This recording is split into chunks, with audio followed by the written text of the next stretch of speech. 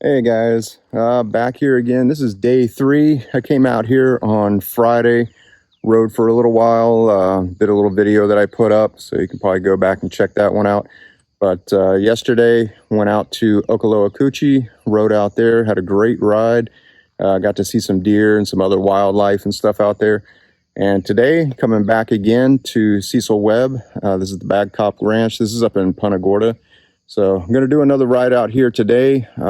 Might possibly have another rider meet up with me a little bit later. Wait and see if he calls and I'll come and meet him.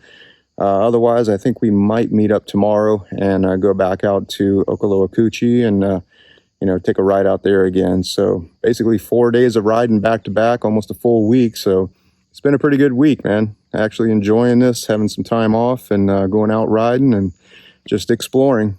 So anyways, guys, check out the rest of the video.